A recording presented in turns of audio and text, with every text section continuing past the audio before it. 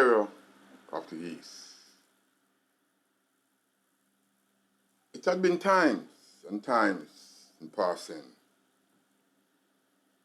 that when one look in history, they realize that the Middle East, it becomes a place of terror. It becomes a tool, a tool regarding to creating that atmosphere,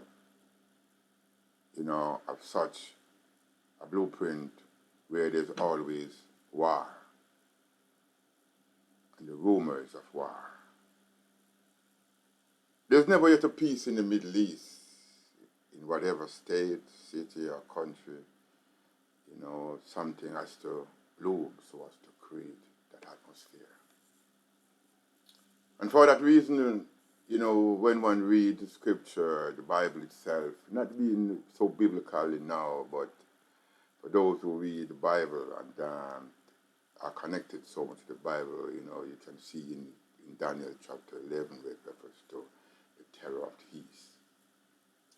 And then when one look back again in the book of Revelation, one see, a declaration regarding to the river Euphrates. And then one can imagine, if one know the geographical, placement of the river Euphrates, one can see it's directly in the east, in the Middle East. However, the terror of the East, as one see it now unfolding, and one could imagine it will go on and on until a time determined, because they have to be a calm after a storm, however short, however lengthy that may be. And where the Middle East is concerned, it has been a lot of chopping up, where the Western countries find themselves interfering and marking land, removing, landmark, and engaging in the affairs, political affairs, sovereign affairs, and claiming to make decisions, on their part of opinion. And it creates a storm, it creates conflict. China themselves is seeking to absorb the other side, of their town. Japan, North Korea, and South Korea, Russia, the Soviet Union, as where Russia is concerned with Ukraine, they're all seeking to absorb back their initial status where their claimed country or state is concerned, or landmark. But I take you in remembrance to remind you regarding to where the Palestinian conflict is concerned right now, where Israel, and Palestinians is going so heavily against each other. It's not something that starts at this moment. It's a warfare been going on, and it creates a stir, become an old war, it becomes a war for a landmark, which has been absorbed, and created by the West. There are always struggles that fall out in the Middle East and the Gulf. One of the contentions was the Israeli-Palestinian conflict. The contention became a matter of dispute, as both states claim Jerusalem as their capital, and it becomes emotional tied to the Holy City and the Abrahamic religion. The Holy City meaning Jerusalem, and as it reflects to the Abrahamic fullness. Now, all U.S. presidents have sought a decision without a potential negative outcomes, and on that note, have sought a conclusion without interference. that is to interfere deeply into the state affairs of these countries so as to stand like God and to create a side that they believe will suffice one or the other. However, the United Nations did understand the large contentions between the two states, that is Palestine and Israel. And they have this contention over eastern Jerusalem, which were part of the West Bank annexed by Jordan in 1950. West Bank, it was part of the West Bank until Israeli occupation in 1967. On this note, the United Nations recognized the east of Jerusalem and the West Bank as a whole entity for the independent Palestinian state, and so being rejected Israel's claim to that half, because Israel so long has been, requesting, so to speak, to attain of that part. The United Nations refused to suffice Israel's decision and to make them claim that part, because both nations, are taken into that side of the world apparently at the same time. Most countries like the United Nations, the European Union, with France and others, agree that both states, Israelis and Palestinians, should share Jerusalem as their capital. Meanwhile, Russia, as a member of the Middle East Quartet, had already recognized East Jerusalem as the Palestinian state capital and West Jerusalem as the Israeli capital. It would suffice a bit, though, that, Russia, in the sense, would determine of such, because I see it would suffice a decision where both would still contain an half or a portion of Jerusalem. And it would suffice, though, to whosoever would have west and whosoever would have east should have been satisfied. There and then both would be claiming a portion of Jerusalem as their capital. However, while most countries within the United Nations place their embassy in Tel Aviv and others in Jerusalem, it never fostered the opinion, or they never fostered an opinion of any state to differ, to take decisive action to name a capital, fearing that it would lead to discord.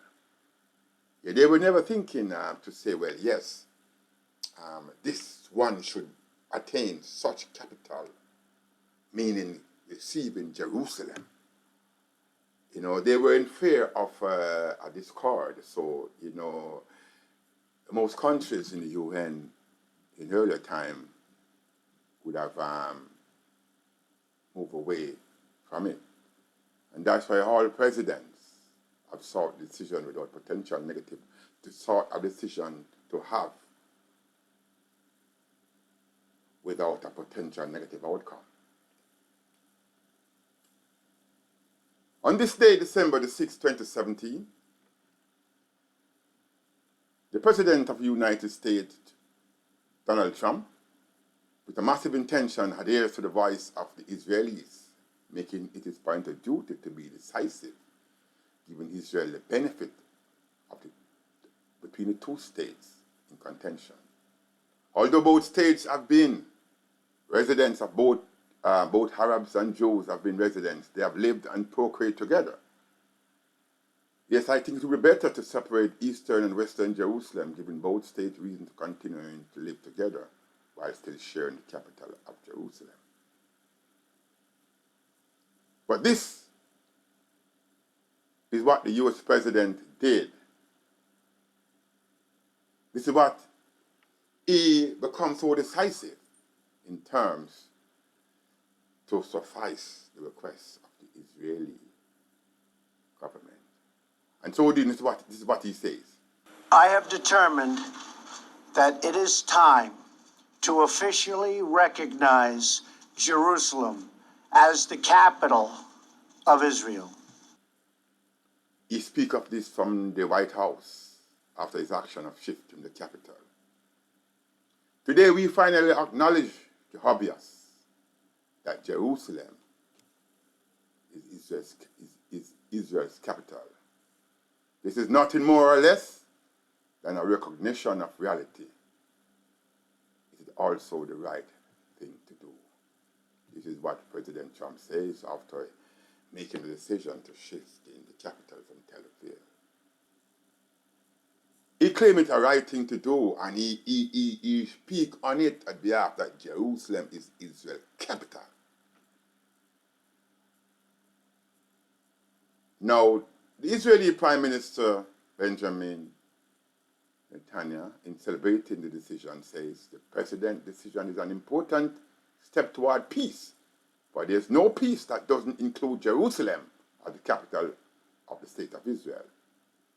But then the Israeli Prime Minister must tout that because Trump had given him the benefit. On the other hand, the Palestinian President Mahmoud Abbas, in rejecting Trump's decision, says these procedures do also help extremist organizations to wage a religious war that would harm the entire region, which is going through a critical moment and would lead us into wars that will never end, which we have warned about and always urged to fight against. So, the Palestinian president, he did not agree. It was not a decision, between the two. It was not a complete, understanding between both. Though for ages they have been trying to come to, some sort of a partition, and it still become an issue between them. However, Trump taken in his action to be the God and to claim Israel's right to the capital. On the other hand, the Palestinian president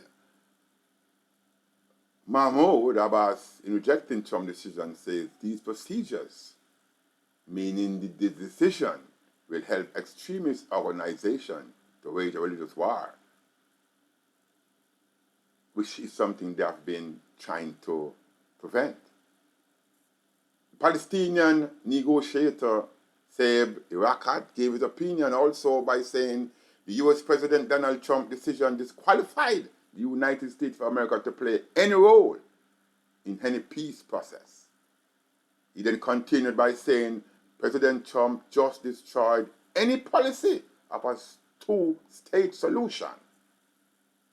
Saeb Erekat also stated he has taken an action to recognize Jerusalem as the capital of Israel. This is in total contradiction of agreement signed between Palestinians and Israeli.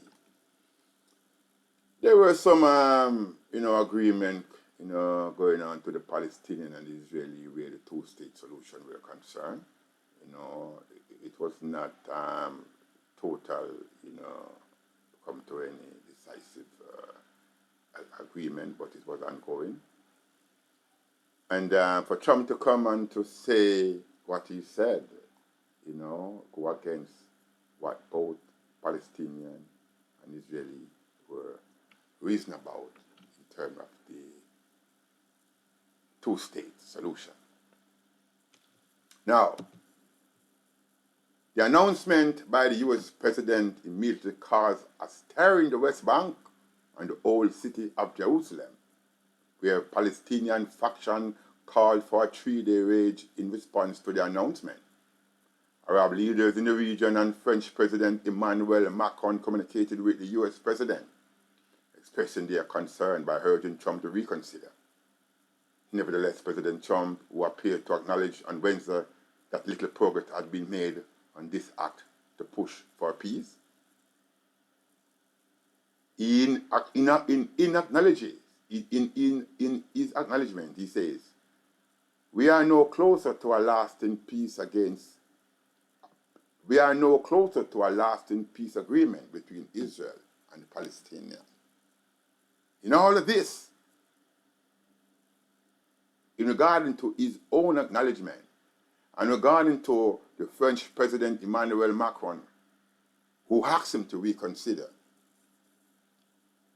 President Trump still did not alter his decision, but went ahead with his plan, thus creating mayhem in the Middle East as we now speak.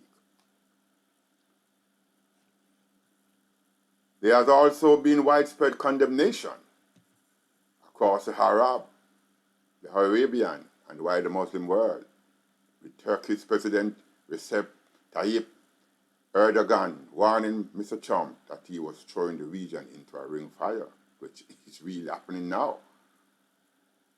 And one can wonder, why did Trump really take the side of the Israeli president and claim them the right of the capital of Jerusalem?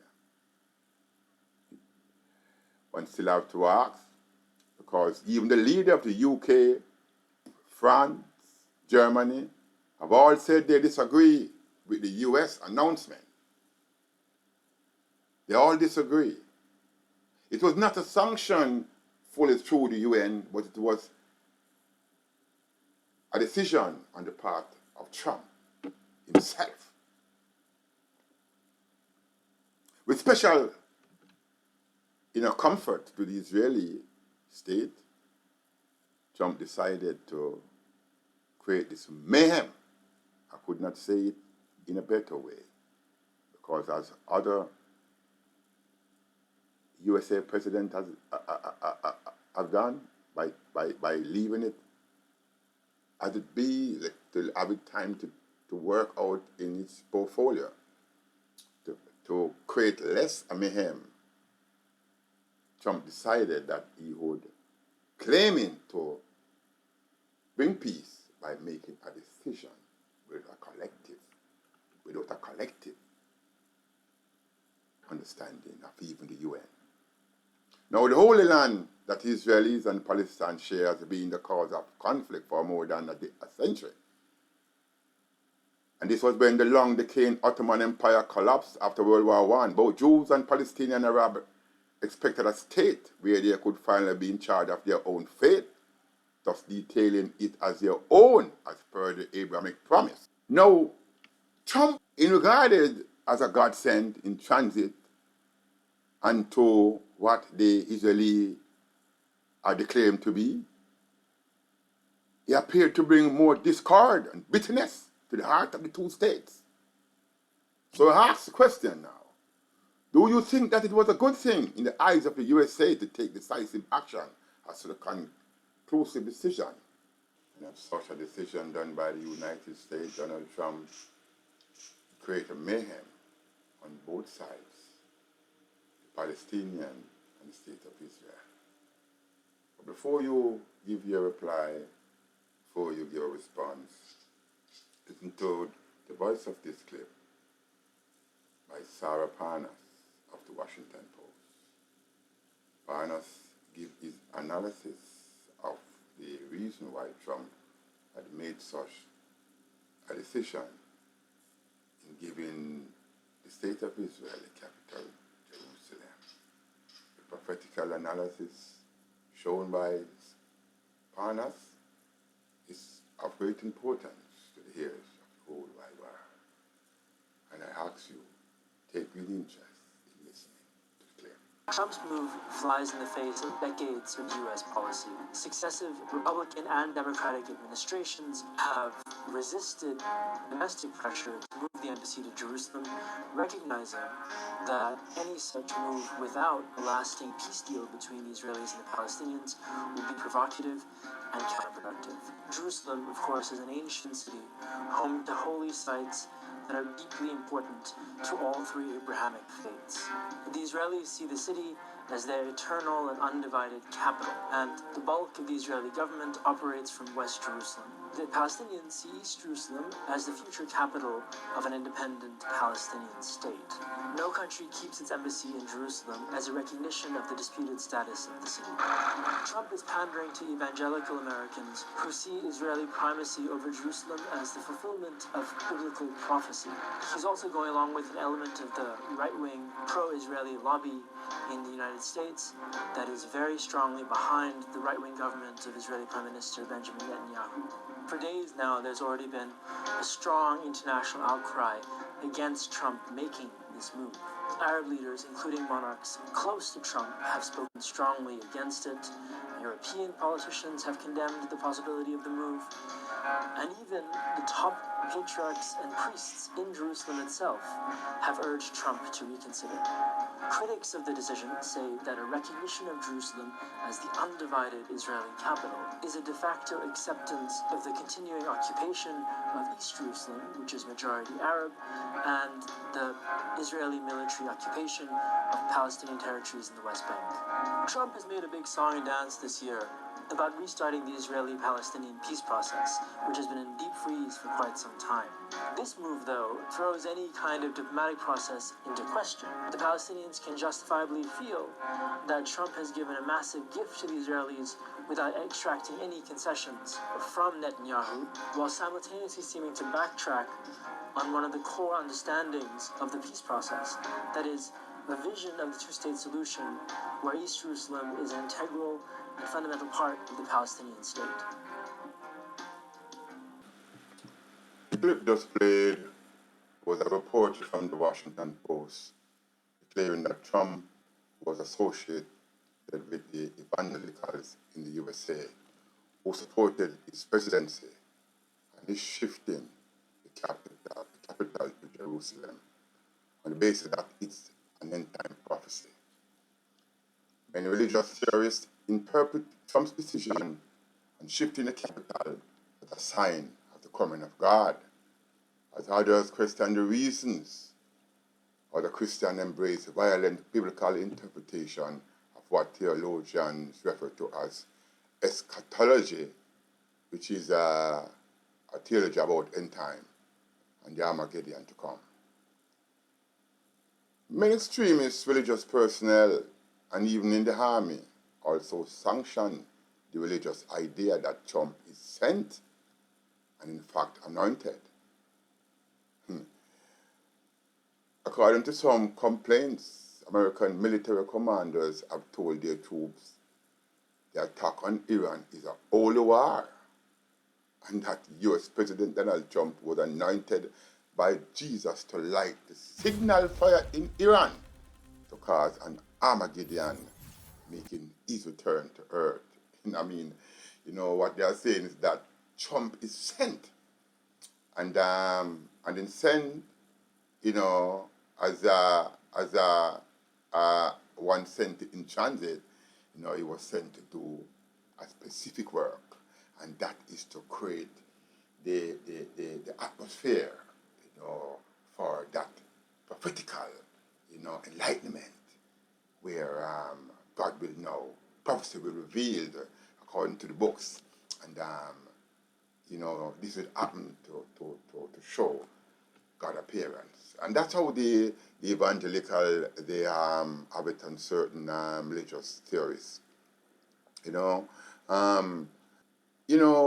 according to some complaints, when you check it out, American military commanders, they also have told their troops also that this is an holy war. I don't understand how American, military commanders would have their soldiers fighting an holy war, with Israel. I just can't understand that, because they are now referring to the other side of the fence, moving from, it's like a tax regarding shifting the capital, to Jerusalem. It was a tax of appointing Trump at the beginning of his first presidency. So at the second presidency, having this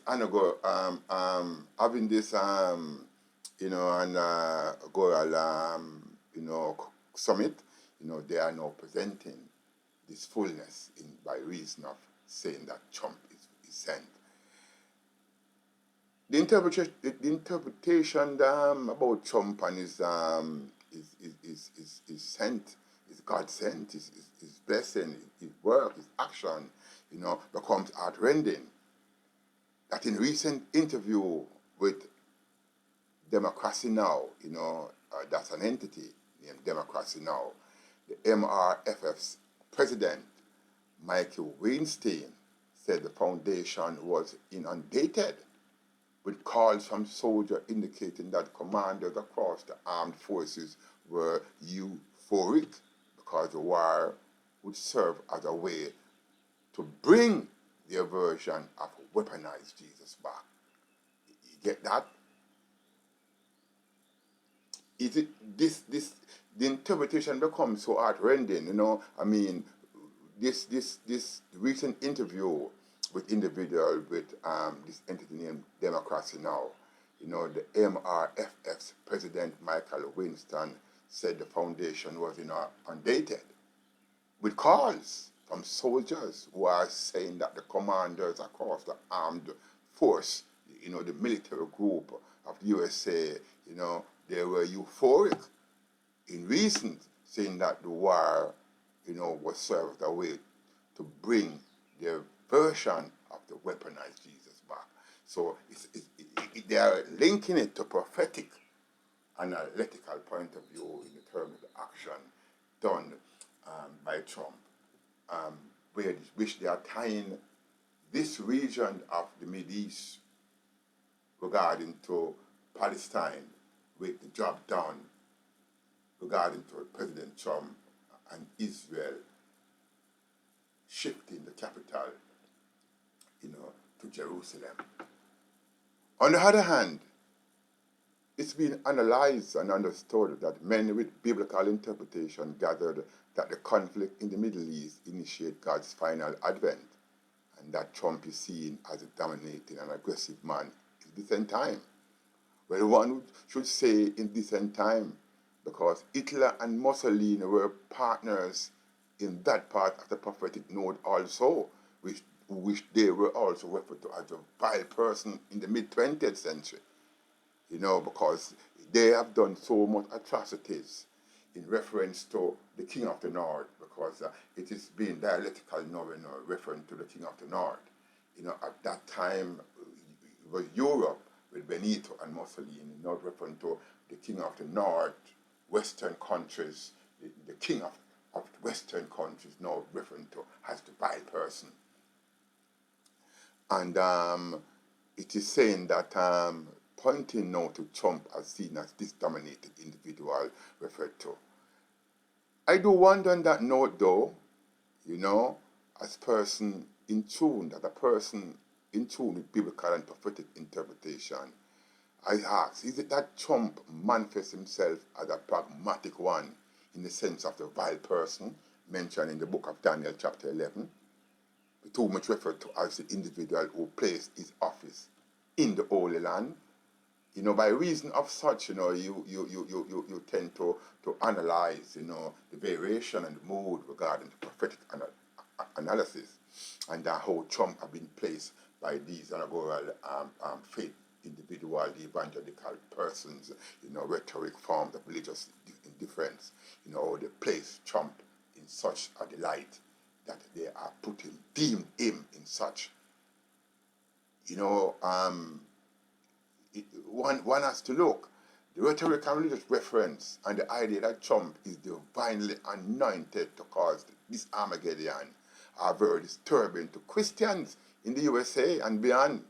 Many presidents would seek, it's like they would say that many presidents would seek a non-violent diplomatic foreign policy in dealing with these Middle East crises, rather than violence, as such a president would be deemed weak, as Biden was accused of being during his tenure. So they are saying now Trump is that individual, yes, he's that individual that he is aggressive to come to appoint the prophetic fullness, to make the part of prophecy to have itself be known, to be fulfilled, because there and then should this Jesus or the God, the Most High, the everlasting Father, as deemed in religious point of view, should come and make his other advent. Violent U.S. religious rhetoric being amplified with U.S. and Israel war against Iran. It is associated with belief that once Israel is restored as a nation and the temple in Jerusalem is rebuilt, Jesus will return and judge humanity. The point of view is that when Trump referred or rescued Israel in their point of view, in their request, and make Israel great in the sense of having Jerusalem as their capital. It's the point of view that Trump amplified the fullness, that Israel is going to now become restored a nation again, and then the temple in Jerusalem will be rebuilt and Jesus will return and judge humanity. So, since Jerusalem now become the capital, and Trump has restored this alignment to the fullness of them being a nation once more, become a state, they will then tend to build back the temple. That was referred to way back in the books, where Rebbe, went and he was given the power by the king, then to go and rebuild, Jerusalem, at the time that was the second, Jerusalem, rebuilding of the temple, the resurrection of the temple, So what they are saying now, the fulfillment of prophecy referred to the third, resurrection of the temple. So they are saying that this is the task now. This is what these rhetoric, this is what these evangelical are referring to. Let me give a little bit of understanding here regarding to this building of the third temple, and why these rhetoric and religious individuals are so in tune, regarding to this third temple and Jerusalem, because it they deem it prophetic in regarding to the Jewish custom. But it became such a stance in the present human history, biblically and religiously, in regarding to Mashiach, the Messiah, and the Anointed One, that many religious rhetoric and biblical prophetic analysis began to see through to underline themselves with the fullness. But listen to this now. You see, in 1967, the Jewish war between the Palestinians, and the Israeli, it was a war, a six-day war, and the Jews, Israeli, become victorious, and at the time they replaced the Palestinians. Them were placed a bit like subjective in the form, because the Israeli become dominant and victorious in governance. All of Jerusalem was then restored, under Jewish control for the first time since the uncritical fulfilling of the prophetic analysis of the Jewish act in Acts chapter 1. The prophecy of Jesus act in chapter 1. And that is an analysis, given by religious rhetoric and theologian point of view also. However, as Israel was at that state of war, for its survival, because it was, a period of survival wherein the Western world, get involved and it becomes land, suffering situation regarding to land, Jordan and, where they annex the bank, West Bank and all of these things, become so a bit of controversy, who want this side, who want that side, who is to control, who want to become a state. And all. So you see, the Arabs and Israel, them were deeming to become a state, a nation within themselves, to rule a particular set of era.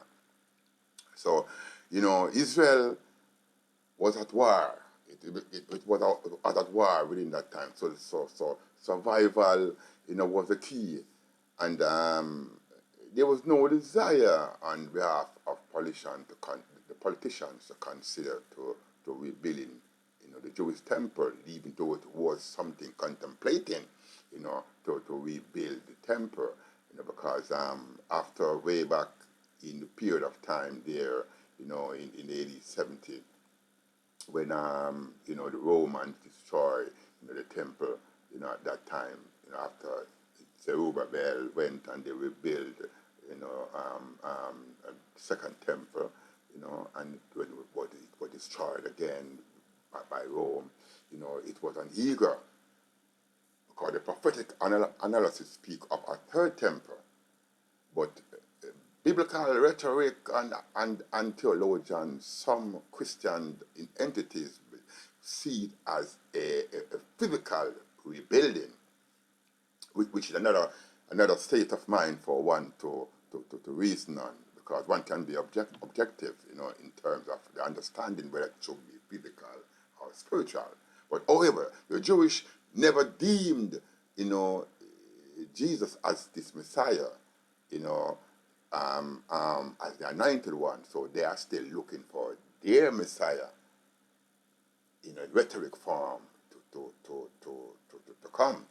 So they are still on the platform of building a third Jewish temple. So, but after the 1967-68 war, having that ambition to rebuild the so-called Jews have the ambition to rebuild the Jewish temple in Israel, because of these wars, in the 20th century, they never really were thinking of it as being governance. Immediately, the sovereignty of the Temple Mount was part of the main era that it was subject to rebuild, have that temple rebuilt. However, it was handed to Jordan. A Temple Mount was handed to Jordan. That's where the Palestinians them reside, their territory, and to the Jerusalem Islamic, Waqif. Some thought this was a genius move, by Israel to end the war, or they say it was the greatest miscalculation in modern times, because when they did that, in regard to the Temple Mount, it was placed in Jordan.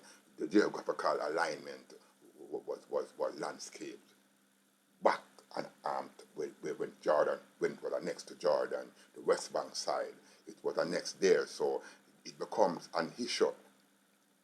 Some believe that it will end the war, because the Israeli probably would give up now and said, all right, the Temple Mount has been more on the Palestinian side, and the West Bank side, and so forth, in that place of Jerusalem.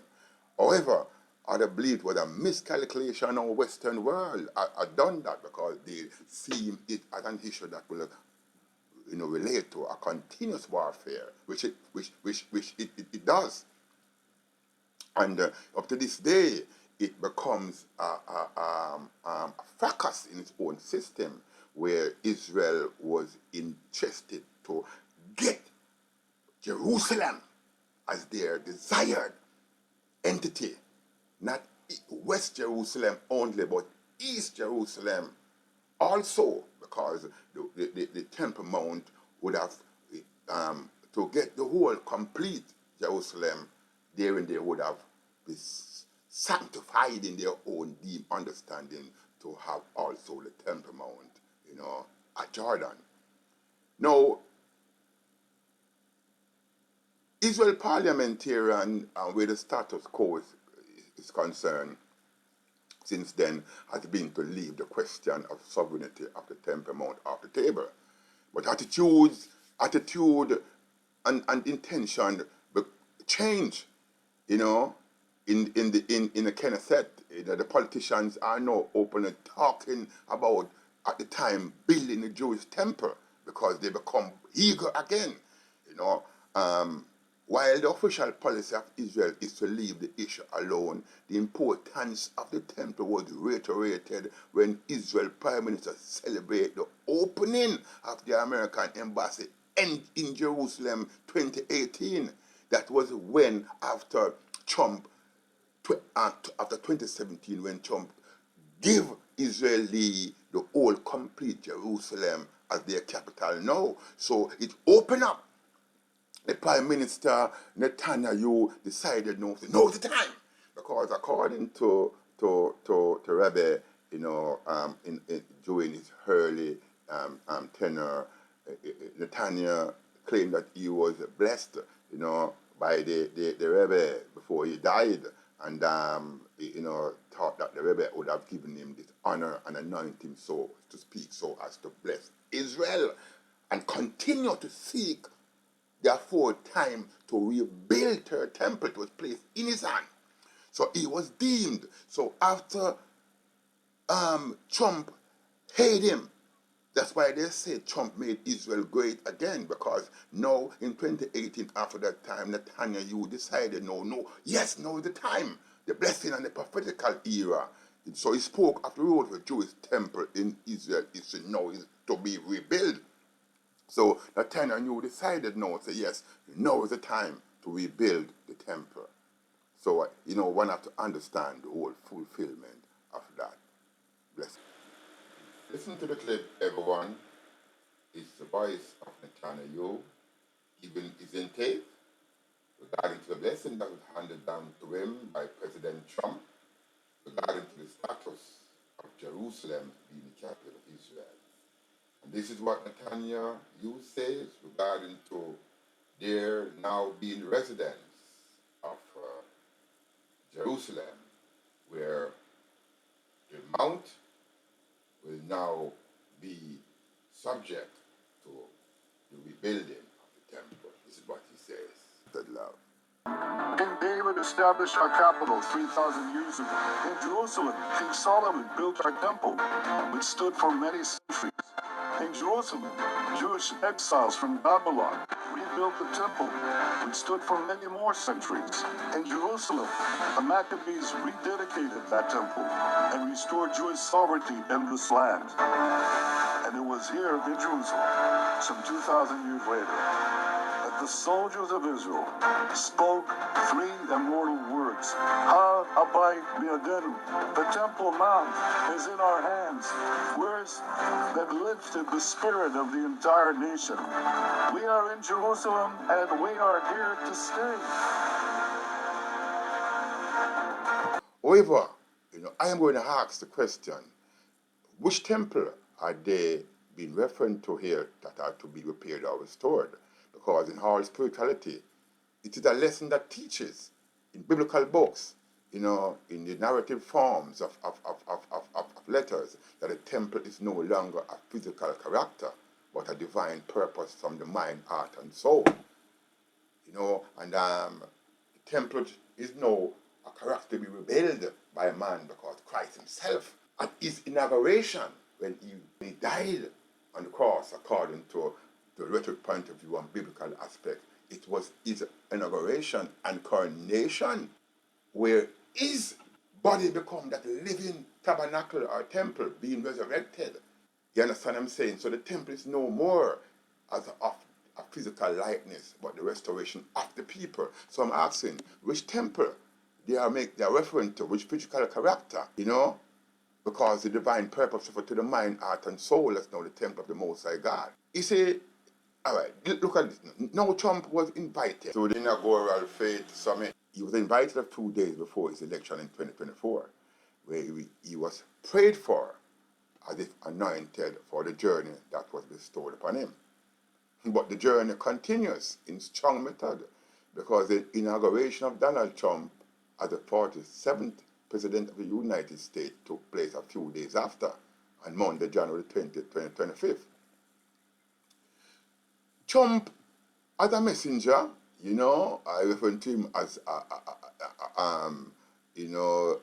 messenger in transit.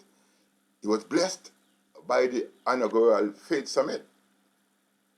One esteemed leader, went up on the platform and gave insight of Trump's prophetic reason for his birth.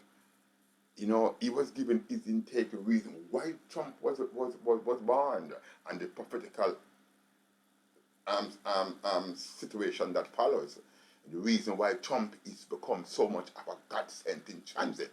They are prophesying that Trump is the anointed one to fulfill the deeds referred to down in Daniel. You listen to the clip. Please listen to the clip and you will hear what it has to say regarding to the fullness of this leader in speaking about Trump and his prophetical reason to be born.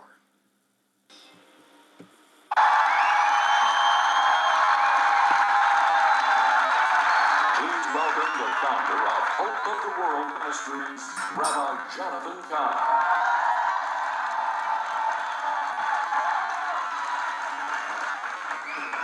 Preach like that. Something very different. A word to Donald Trump. Mr. President, I speak of the mystery of your life. You were born on June 14th, 1946. From ages past, it was appointed that on that day, a scripture would be recited throughout the world. The scripture that was appointed for the day of your birth spoke of the bringing of God's vessel, a trumpet, into the world. President Trump, you were born into the world to be a trumpet of God, a vessel of the Lord in the hands of God.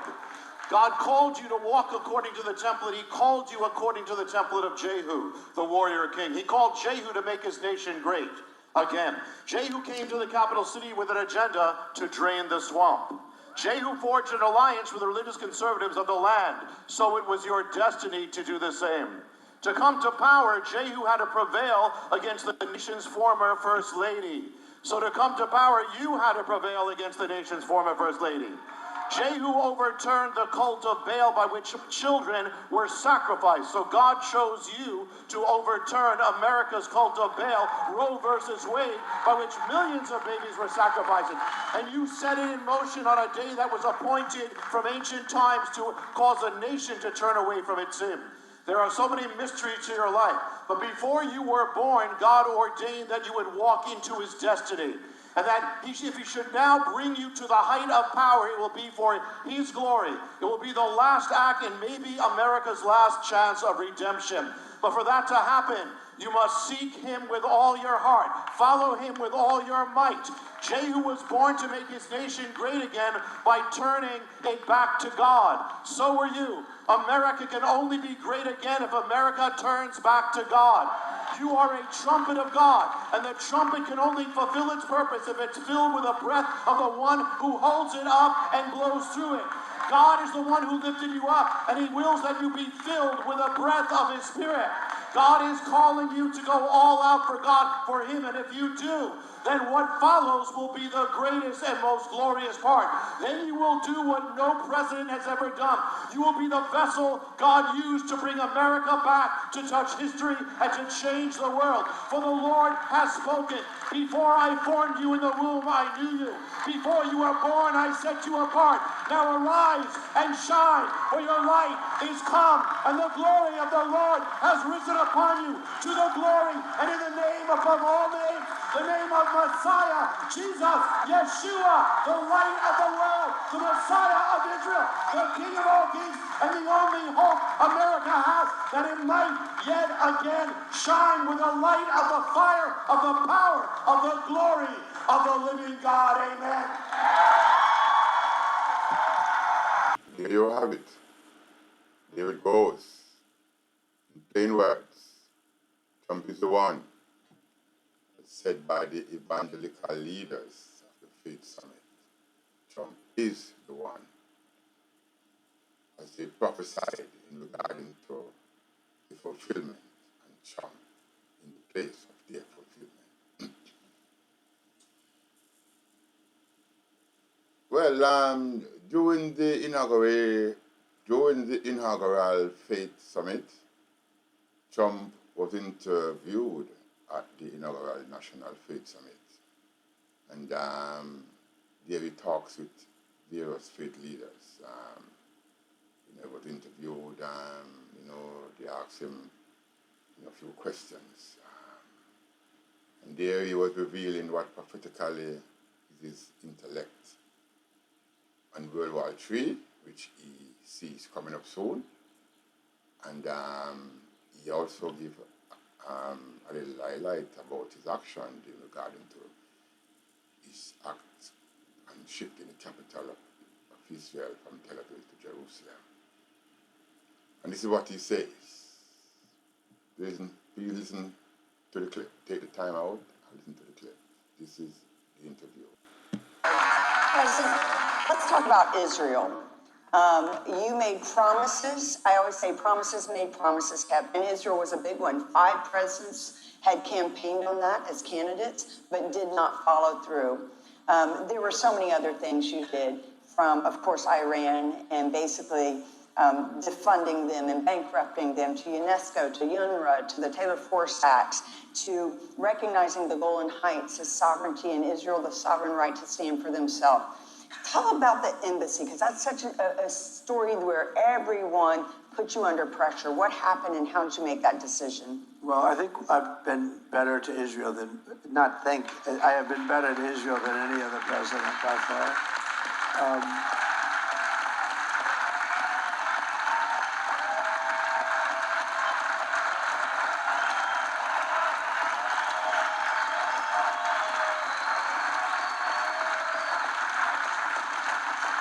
Thank you very much, everyone. As Paula mentioned, we did Golan Heights. We did the Abraham Accords, a big deal. Yes. That was incredible. Nobody thought that was possible. And if we were there, you would have had that filled in, maybe even with Iran, because Iran was broke. They had no money. We had sanctions on them. I told China, if you buy 1 barrel of oil, you can't do business in the United States anymore. They said, we'll pass. And I said that to a lot. And all I wanted was Iran can't have a nuclear weapon. I just wanted, that's all I wanted. Very simple. You can't have a nuclear weapon. And, we are closer to a World War III right now than we've ever been. Between Russia and Ukraine, and the Middle East is all exploding and going crazy. We are really very close, and we don't have competent people running our government. They're incompetent people. And it's a very dangerous thing. But Paul is alluding to, because I told her the story one time, when I was campaigning, I said that we'll make Jerusalem the capital of Israel. And a big part of that is you're going to move the embassy. When you move the embassy, I guess it's semi-automatic, right? And so I was going to do that, and I was all set to do it. And I was being called, I guess 6 or 7 presidents promised, and it was promised without question.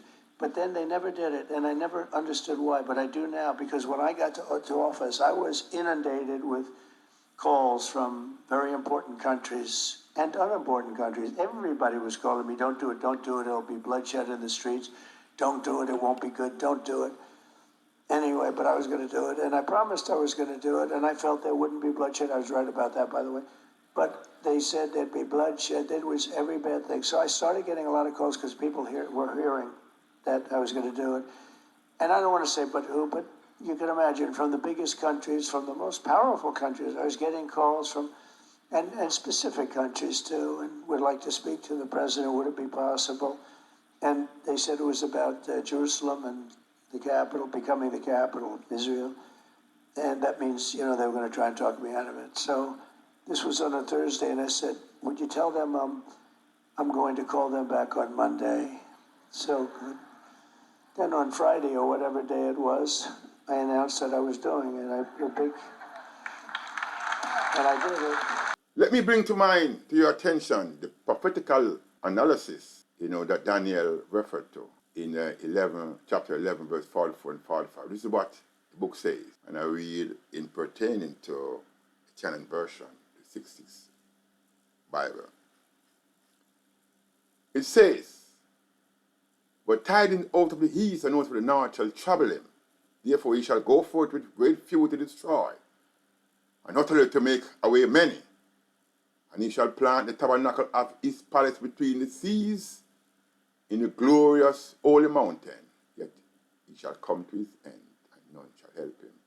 I am curious about the result of this manifestation, because I ask, do you think then, that this is a fulfillment of the prophecy when Trump had taken it in his hand to plant the embassy, the office of the USA embassy in the glorious holy mountain, the land of Jerusalem?